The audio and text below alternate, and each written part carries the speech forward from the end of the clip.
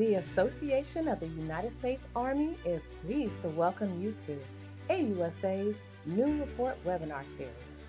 This webinar series features presentations by senior Army leaders responsible for key programs and initiatives.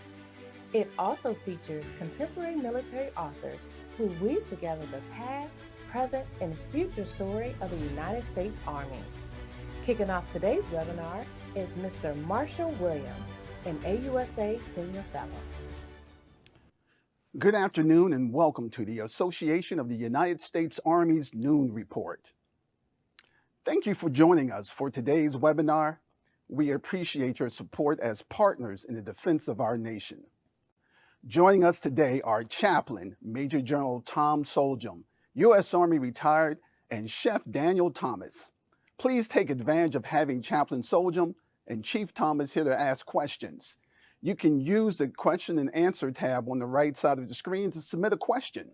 After the discussion, we will take as many questions as possible. You can find the full bios for Chaplain Solhjem and Chef Thomas in the handout tab. Chaplain Major General Solhjem is a North Dakota native who enlisted in the United States Army in 1974. He has a Bachelor's of Arts from North Central University and a Master's of Divinity degree from Bethel Theological Seminary. Additionally, he is a graduate of the U.S. Army War College. In 1988, he began serving as a U.S. Army chaplain. His 49-year career in the Army, which included deployments in support of Operations Desert Shield, Storm, Uphold Democracy, Enduring Freedom, Iraqi Freedom, and Inherent Resolve, culminated with his being appointed U.S. Army Chief of Chaplains. He retired from the Army on 1 August 2023. He and his high school sweetheart, Jill Wahlberg Solhjem, have been married since 1977. They have 4 children and numerous grandchildren. Next, Chef Thomas is a graduate of the world premier culinary college, the Culinary Institute of America. A native of Washington, D.C., he has spent much of his career taking care of the world's most powerful appetites. He has served 5 presidential families, chef to the United States Senate at the United States Capitol, over 100 foreign heads of state and diplomats, joint chiefs of staff, celebrities, and many more. He leads Food as Medicine Initiative for the American Cancer Society. He may have even seen him on Disney National Talk Show, the Tamron Hall Show 3 times, focusing on healthy eating. Thank you so much for being here. I got to tell you, I wish our audience could hear just some of the stories that were told prior to us coming on the air. I want to ask the first question, and I'll start with you, Chef, because we all know the importance of if you want to touch the soul, the chaplaincy, but the chef are where you got to go. How did you get involved in becoming a chef? Good to be here. I love the Army. I love the entire military, and thank you to our veterans and everybody out there serving in the military and the families. I started when I was young. When I was 3 years old, the ladies of my dad's church. My dad was actually in the Air Force. He was a chaplain as well, so we had that in common. And he was the chef of our house because my mom, unfortunately, she, did not cook so well. I'm gonna just be very diplomatic about that. I don't want no smoke. And so it was a good situation where the ladies of my dad's church would sit me on a stool and talk to me like I was a chef. And I guess I was listening because I've always wanted to focus on food. And I actually have letters in 7th grade about what I wanted to cook for the President of the United States. And then I had the honor of cooking for the chairman of the Boeing Company at 14, and then Colin Powell, the late and great Colin Powell at 16, which is really where I knew I wanted to really take care of the world's greatest appetites. And so that's how I got started. It's a great story. Mm-hmm. And I just learned the story just today, how Chaplain Solhjem became a chaplain. I know. Would you tell just pieces of that story, please? Yeah, so I joined the Army to get away. This was when the volunteer Army was standing up, and you had options. You could either choose your duty assignment or your MOS. I was a problem child, so I chose where I wanted to be assigned, which was Germany. Went to Germany, had all kinds of issues. I was upside down in life, drug problems, And a connection for the chef and I is because I chose my duty assignment, I didn't choose my MOS, so they made me a cook. That's one thing he didn't tell you all. And then, of course, in that Army, you had on-the-job training when they found out I grew up in a rural area. I was in a heavy equipment battalion, so I had a secondary MOS as a 12 Bravo. But anyway, so I encountered Doc McElroy, African-American, sharecropper son from Kentucky, 2 tours in Vietnam. And one day he saw what a mess my life was. And he pulled me aside and said, "Can I just talk to you for a minute? And can I ask you a question?" And I said, "Sure." And he said, "Hey, is your life worth living this way?" That was a profoundly deep spiritual question. And really, at that moment, no one had ever dug into my soul to see what was there. And that question really just set me on a journey through the relationship with him. Then obviously I'm a Christian chaplain. So I came to faith in Christ as a young soldier. And then we didn't have a chaplain assigned to our battalion, but the infantry had one. The infantry has everything. Yeah, they do. And so this is another divine appointment. Life's full of them every day, but he happened to grow up where I grew up. Wow. So we had so much in common. The short of this, for the sake of our time, is as I was preparing to leave, I did not like the Army. I was surviving. I just wanted to go home. I never envisioned a career. Mm-hmm. But I was sitting in the chapel and I was praying a prayer and I said, "God, I want to serve you. I would do anything." And then I thought about Chaplain Sanford and his wife Linda and the impact they'd had on me. And I said, I would even be an Army chaplain. Wow. The rest is history. And so that's how my journey began. It was a spiritual awakening as a soldier. And then I realized from inception how important the chaplain was. What a gift that was. So he inspired me. And like the chef here, when you know your purpose. Right. I mean, you found your purpose early. I did. I was latent. Most of us. Okay, latent. But when you find your purpose, that's a very important spiritual component in life. So that's my story, and I'm sticking to it. I love it. I love it. My dad would call that divine intervention. Yes. Those people, yeah. Absolutely. So for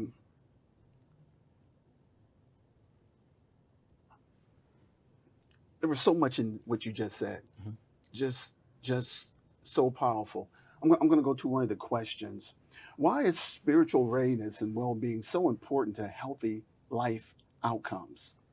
Yeah, so I'm going to use a story to illustrate. I'm going to use George Marshall, and pre-World War II. So he became Chief of Staff of the Army in 1937, and his chaplain was Chaplain Arnold. He was a Catholic priest, first Catholic priest to be chief of chaplains. And so anyway, he looked at America, and we talked about this earlier today, and he saw 2 very important things, which is interesting because we're both sitting here representing those 2 important things. He looked out and he saw the culture was malnourished. It's the Depression. If you look at a picture in the 30s, right. People are gaunt. They mm-hmm. don't look healthy. And so he went to Franklin Delano Roosevelt and they instituted the school lunch program because you got to get left of the problem, not the problem that you're facing. Absolutely. So he was thinking strategically. Wow. So the first thing was food, diet. Hello. And then the second thing is he pulled in his chaplain and he said, "Hey, we got to care for the soul of this Army," much like George Washington. And then Marshall made that famous quote. He said, "The soldier's heart, soul, and spirit are everything, and they must be sustained spiritually and physically. And if you failure to do so, if you don't do those things, then the soldier will fail themselves. That's tragic. They'll fail their leaders or their organization, their team. That's tragic. Right. And ultimately, they'll fail their country."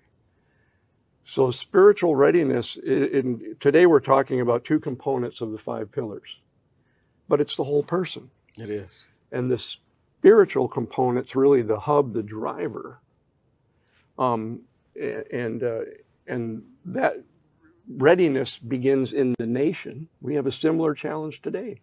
And Chef Thomas can talk about obesity. Yeah. And we see it coming into the Army. We have a real concern that we have a population now, not gaunt, Right. but now eating the wrong things.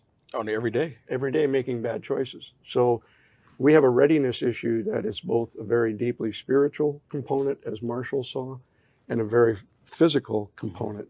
We got to have healthy people to do what the nation needs them to do. And I would even focus on what you said, because that was a very significant point that you made from the spiritual and also the nutritional piece. But I also want to focus on the mental piece, Yeah. because the mental health of a soldier and just people who, I'll even say a personal story. There's so much trauma that happens on a weekly, daily basis. The anxiety that happens. I mean, everybody's job is different. I mean, I have to be careful, cooking for a dignitary, you can't mess up, especially if they're, working with a foreign dignitary or foreign head of state. They can't get sick on my watch. I have to make sure they have the right foods. I have to make sure protocol is set. But the anxiety that comes with that. And so I know sometimes I anxiety eat. I may not show it in the moment. So I just think about, the things that our soldiers go through on a daily basis, where they have to get ready for combat, or whether you are preparing the vehicles to go out, knowing how they're going to be when they come back. The pilots, the soldiers, the infantry, everybody is important. There's, it's just like a kitchen. The dishwasher is just as important as the executive chef. Absolutely. Which is like the boots on the ground are just as important as the general. Everybody has a place that it's a machine. So the kitchen does not work if everybody's not doing their part.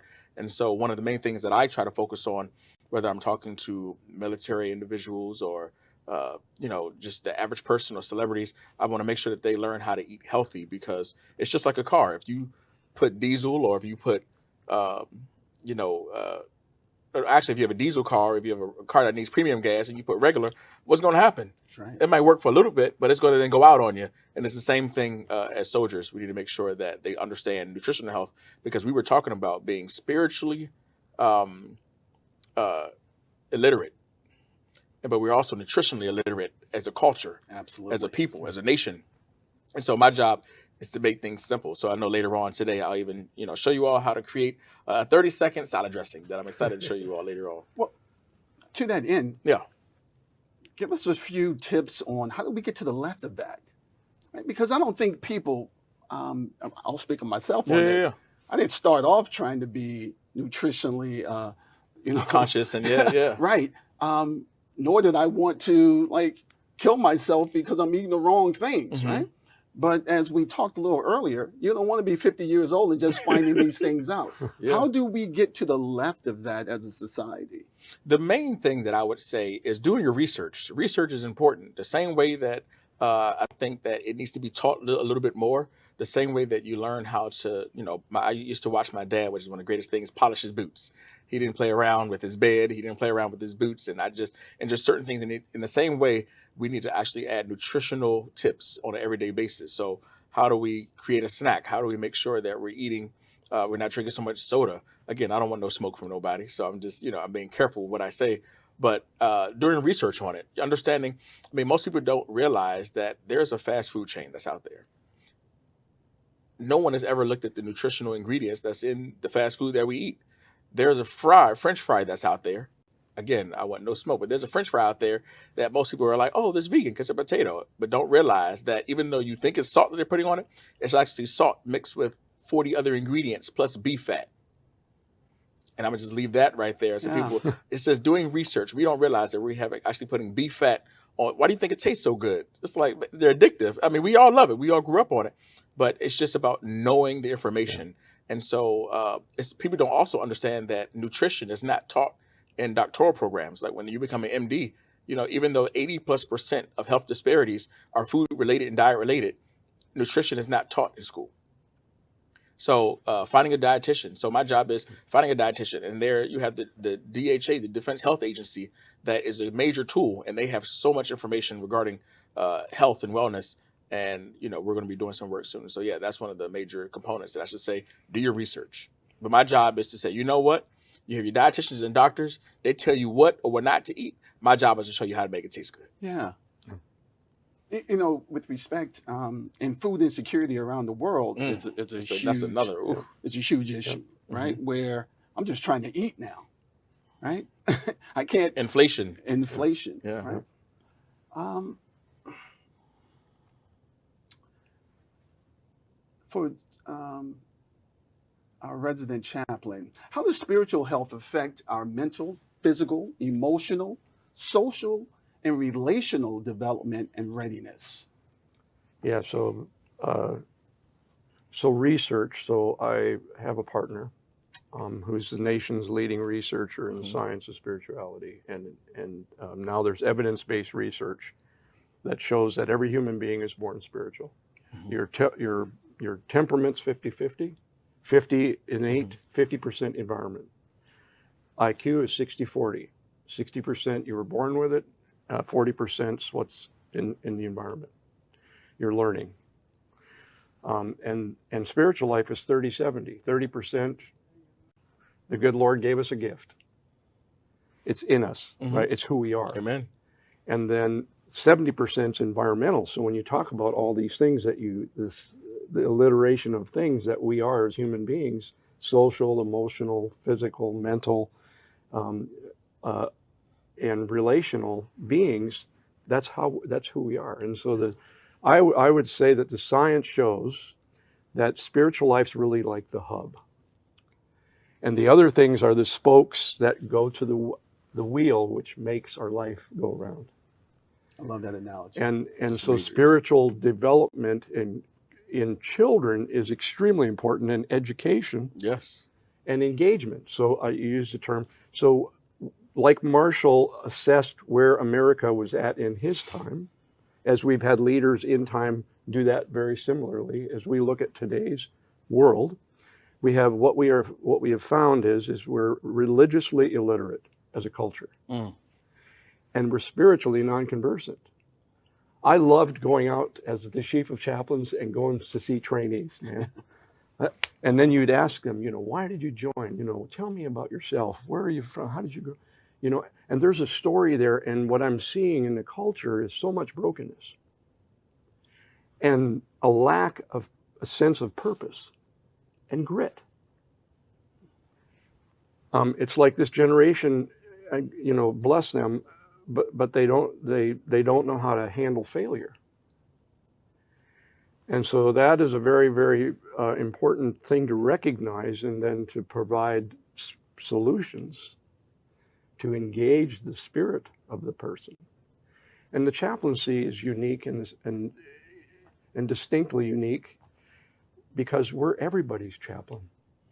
You could be, on this end of the spectrum, like a holy roller, or you could be anything in between, or you could have no faith at all, and I'm your chaplain. Explain the dog tags. Oh, yeah. So Explain this the dog was a tags. profound story. So when I came back in as a chaplain, went through in-processing, went to the 82nd Airborne Division at now Fort Liberty.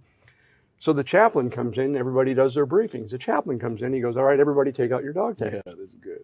And he says, there's some very important information on those dog tags.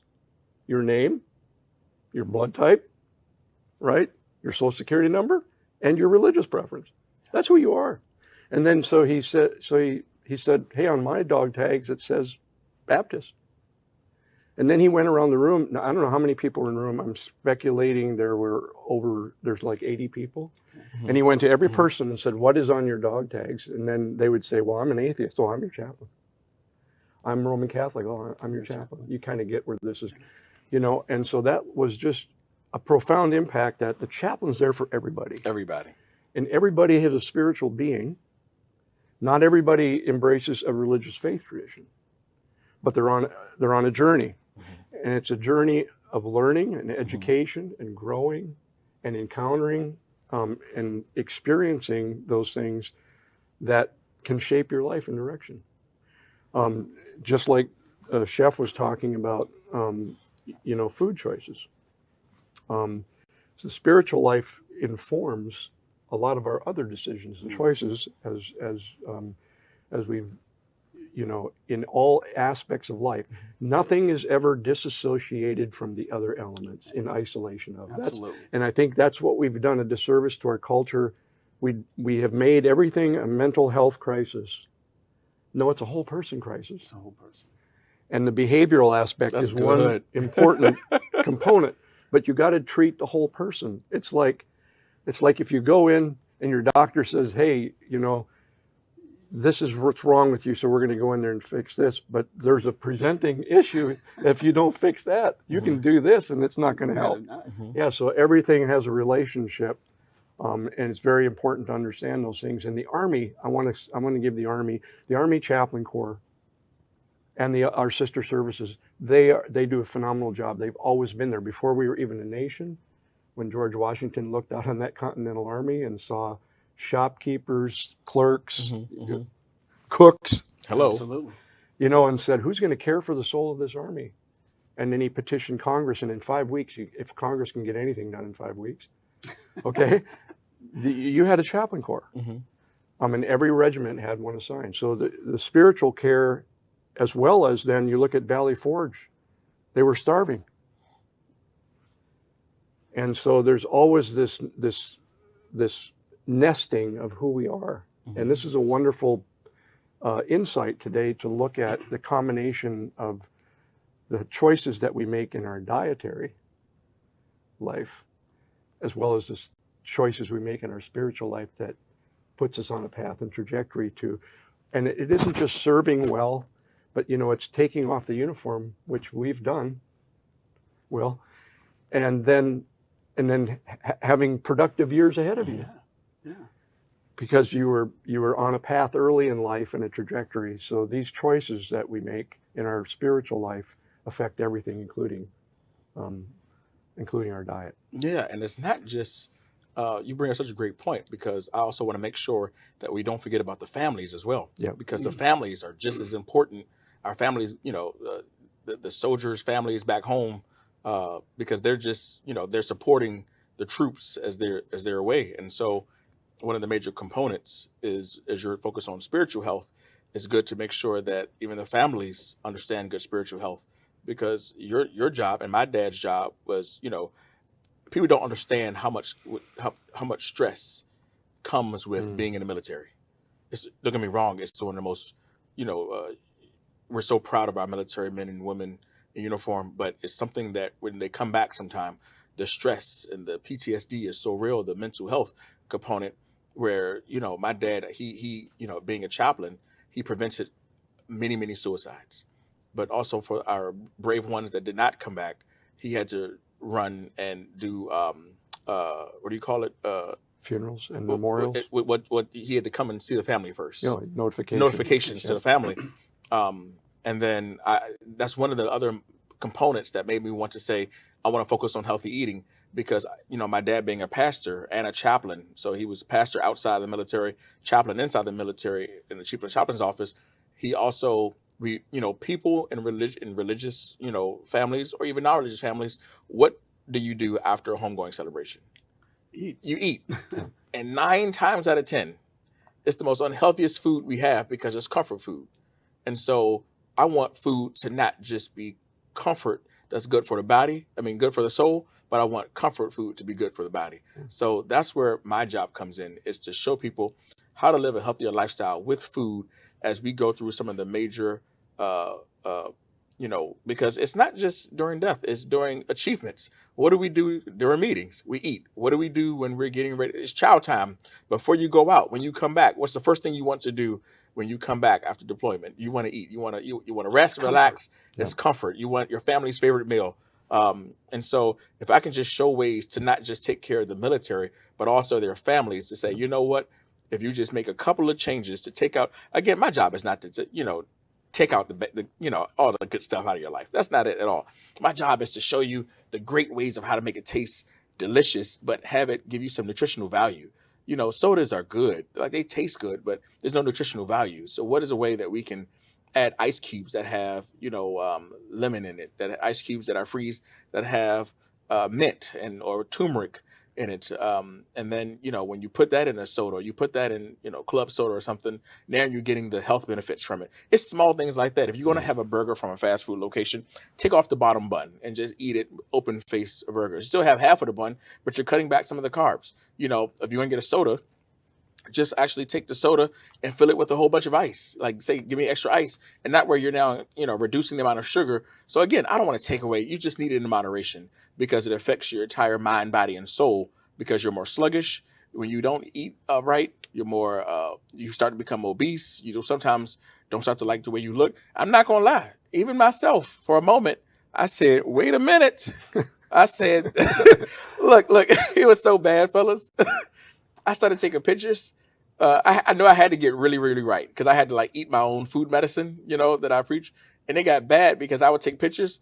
And when people take pictures, I would either hold it in. Don't act like y'all never held in your stomach during a picture time one day. Or I would put my hand here, like, I'm taking a picture. And I said, this is getting ridiculous. I'm over here putting my hand over my belly. So I knew I had to get it straight. And so my job is just to make sure that not just leadership in the military are taken care of, but it trickles down so that the soldiers can really live the best lives that they can. Absolutely. I love this story. For the Chief of Chaplains, reflecting on your tenure as the Chief of Chaplains, what do you consider the most pressing spiritual and moral challenges facing soldiers today? And how has the Chaplain Corps adapted its approach to address these evolving needs? I think I kind of hit on those on the first part earlier, where our culture is today. If you just look at the lack of civility in civil society, this is concerning, and it's disturbing. And it's a spiritual issue. Yeah, it's not politics, and it's not just. It's a spiritual issue. The way I look at a person and how I treat them matters. And I'm spiritually responsible for my disposition to other people. But to your concern, so we're facing the realities of our culture that I think we're like morally adrift. That's how I would describe it. It's kind of like, here's your moorings, right? And when you wake up one day and like, where's land? To use a nautical example, well, you're adrift. Right. It didn't happen overnight. It took time, but gradually you realize that so these cultural moorings are important. And the chaplaincy has always adapted. So I'm so proud of the chaplaincy from a historical perspective, not just my tenure. And now Chaplain Green doing an awesome job. Team Green, they're knocking it out of the park. We learned from somebody pretty good. Well, it's just we all serve together. But so every social issue, the Army chaplaincy has been there. So in the Civil War, the colored regiments, they needed chaplains. There was an enabler. There's a film that was just released called The Fighting Spirit. I would commend your entire audience. It's a documentary film on the chaplaincy. The Fighting Spirit. The Fighting Spirit. But so the colored regiments needed chaplains, so the chaplaincy assisted to make sure, and then things were a little different. They were combatants, okay? So, you had Private X in his colored regiment, and he was also a preacher. Wow. So he became their chaplain.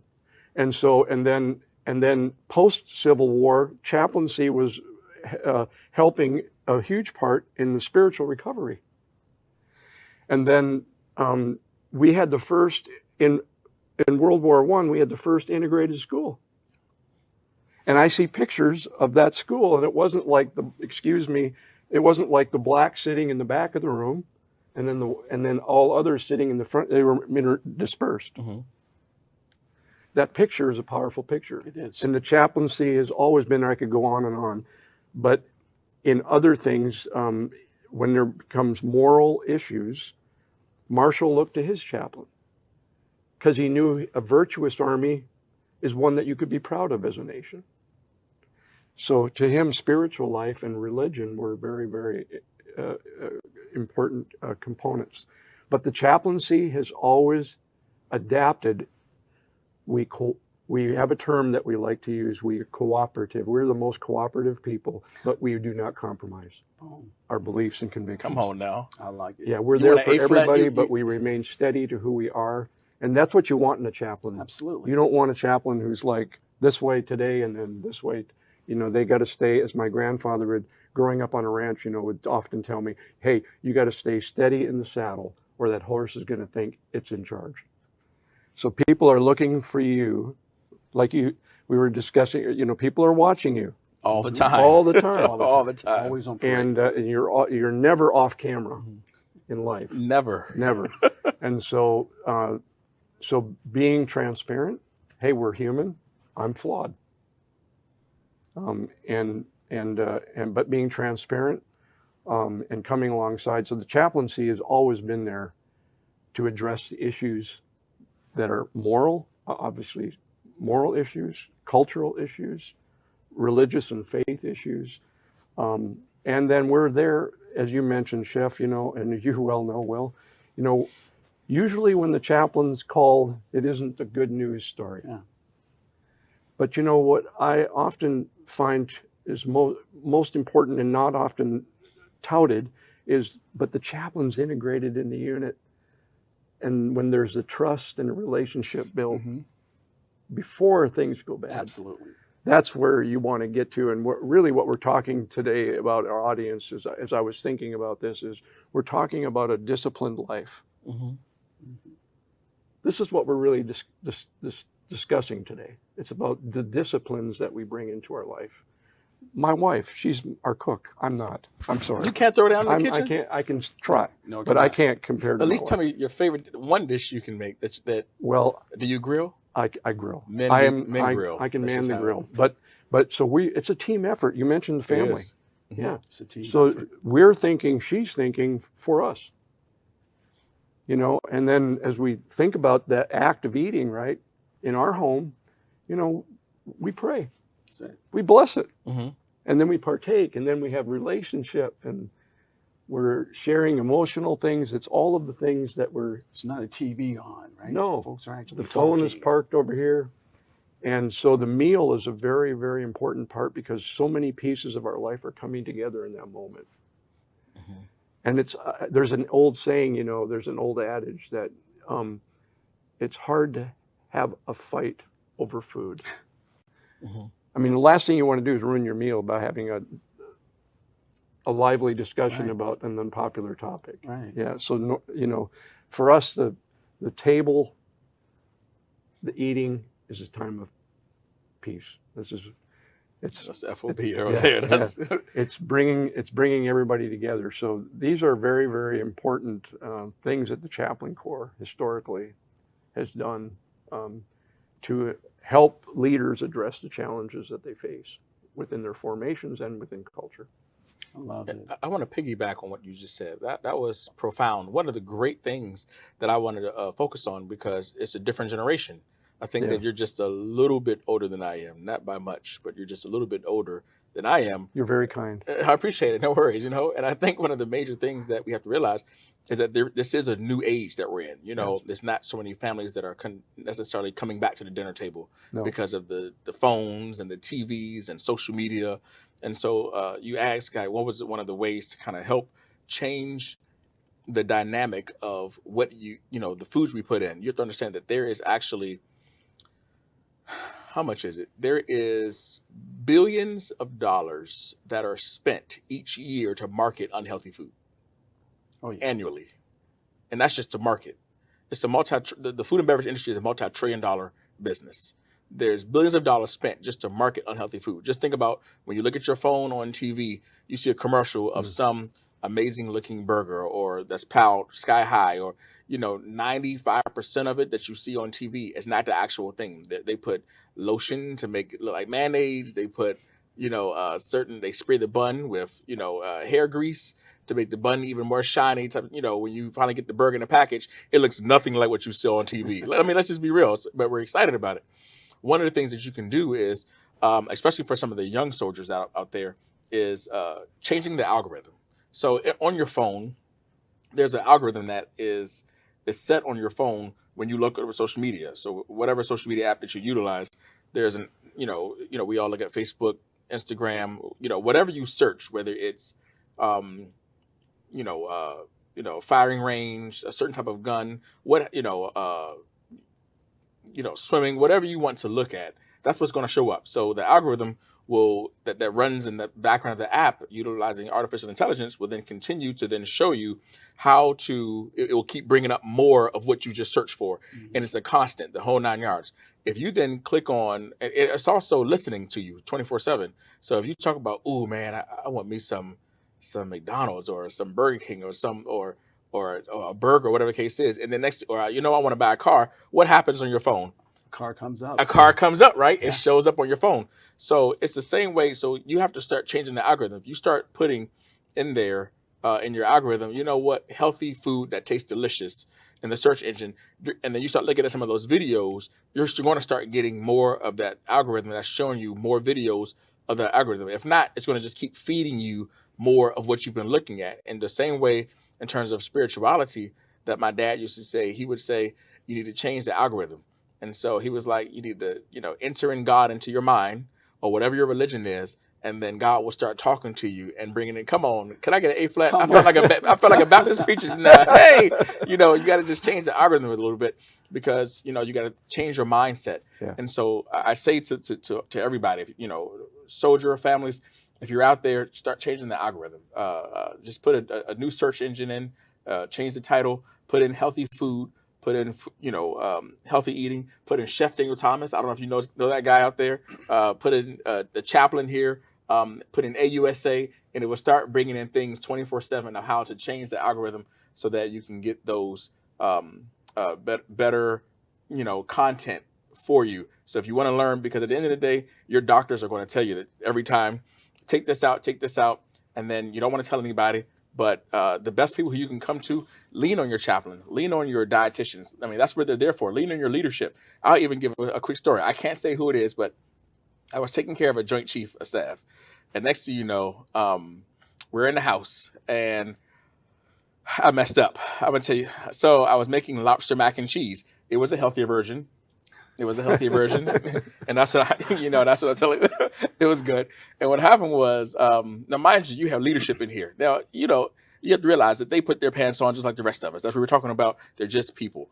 And so, but for a moment, and I usually don't get scared, but for a moment, the cheese, the oil from the cheese, because cheese is so oily, the oil from the cheese, it started to bubble out. Yeah. And it came outside and hit the bottom of the oven. And what happens with oil? Smoke. It started smoking. So I did not know this. And so it's only about 6 of them. There was a couple of joints that came together as family. I opened the oven and all the smoke came out. I closed it and I was like, Lord, I called on you, chaplain, but you didn't answer. So I had to go back to Jesus, talk to God for a moment. And I said, this is a nightmare. And so I just say that to lean on your leadership, because there was nothing I can do about it. I turned the oven off. I had to just, bite the bullet and say, look, I got to take this out or it's going to burn and I need to feed you all. And so I went to him and I said, look, it was a walk of shame. It was terrible. I said, look, I'm just letting you know, a piece of the oil fell in the bottom of the oven. It's smoky. I am going to have to open the oven and take it out and put it on top of the stove. And it's going to smoke up the house a little bit, but don't judge me. Just, this is I've never messed up before. It's still going to be good. And they were like, Chef, what? Don't worry about it. And they got into action. Everybody grabbed a pillow. Everybody either grabbed a towel, and they opened up every window and they said, all right, let me know when you're ready. Count on 3. 1, 2, 3. And then I opened it up and took it out. It smoked up a little bit, and everybody's literally like this with a fan, by the smoke detector, so it doesn't send everybody. It was a great moment. But I just say that to say, lean on your leadership. Your leadership are there to take care of you. Your chaplains are there to take care of you. Your dietitians are there to take care of you. Don't do it alone. You're a team. And just shout out to the Army and AUSA for the work. Lean on AUSA, because they're a huge pillar for what you all are doing. Amen. Chef, thank you for that. Let me do a question from an audience member. How can chaplains and our food service teams work better together on the ground in units? Yeah, I think so. Physical readiness training is an example. I'll use that as a lens. So every morning, you get up and you do PT, physical training. And so what I observed we started doing, and some great chaplain working with the nutritionists, physical therapists, and strength coach. She had this whole team so I'm traveling, and this was at Fort Bliss. And so I went to, I might be an older version of myself, but I do PT every morning, right? Mm-hmm. And so I go join one of the battalions in the brigade, and they had all of this education. Mm-hmm. So every person the strength coach, the nutritionist, and then at the end, and then while was educating the soldiers. This is really, how did we beat smoking in America? We educated. Education. Over and over and over, repetition, repetition, repetition. So what I observed here then, what they did is then the chaplain, to build and strengthen the team, said, hey, when you're going to travel around the circuit training here, you're going to have 3 questions. And these aren't what I call water skiing questions. These are put the tank on, you're going a little deep, right? Deep in the water. And so you would rotate and you'd get a different person and you'd ask these 3 questions. And then at the end, then the chaplain would say, hey, would anyone what did you learn about your teammates today? Well, I found out that my teammate, this is amazing. I mean, things that they didn't, that's that spiritual connection. Remember I said earlier about being spiritually non-conversant? That's a spiritual form of engagement. And that's how I think, to answer that question, bringing the team together and and having the chaplain be an integral part of that team. And like I said, it's bring all the pieces together that makes the whole. So it isn't just a nutritionist and the chaplain, it's the strength coach, it's the physical, it's the physical therapy, it's the medical. It's when those come together and you educate soldiers, it's powerful. It's powerful. And you can change the culture of an organization just in those simple. Just by doing those things. Yep. Yeah, I would even say that one of the great things between is I've been considered a culinary curator of conversation. And food does that, you know, whether you are sitting there and looking, you know, together to focus on healthy eating or a certain topic. But even when I have taken care of foreign heads of state, what happens before any decisions are made, what do? They come together to eat. And I think one thing, and even the generals that even go out in the field, you know, before they meet with a leader from their enemy or just, or friends, they come together over food first, and it's a sign of respect. So I think one of the things that can happen on the ground is something that's very important is being able to come together and say, you know what, have the chaplain, actually utilize when everybody's eating, use it as a place to say, hey, this is a safe place. You know what, have a Q&A and be like, you know what, this is a place where you can ask me anything you want. Because a lot of times I found out is that a lot of soldiers and just people in general don't like one-on-one therapy. Right. But because they think that it's something just about them, that's the problem. And they don't realize that so many brothers and sisters are actually going through the same thing because of their battle buddies. So I just thought it's a way to eat and actually say, you know what, for some of the chaplains to come together and say, you know what, let's come together, ask me anything, and it's a safe place for everybody. And like we said, I think that that's the recipe for success. I love it. Because everybody comes together over food. Everybody comes together for food. All right, I hate to close this. I truly do, because not only am I learning, I think our Army is learning. Chaplain Solhjem and Chef Thomas, thank you for a great discussion. I mean, truly, thank you. Before we part, I want to inform our viewers of a few upcoming events. AUSA will host a land-based fires and large-scale combat operation, Hot Topics, on 3 December at AUSA headquarters in Arlington, Virginia. On 15 January, AUSA will host a Hot Topic on Defense Industrial Base at AUSA headquarters. AUSA will host a Holistic Health and the Resilient Soldier Hot Topic on 5 March at AUSA headquarters. The Global Force Symposium will be 25 through 27 March in Huntsville, Alabama. Look, I hope you all can join us for an upcoming webinar or event. For more information about any of these events or to register, please visit our website at ausa.org. Finally, we thank all of you who support us with your membership. Membership matters. You help us support the Army. Thank you again for attending and have a great Army Day.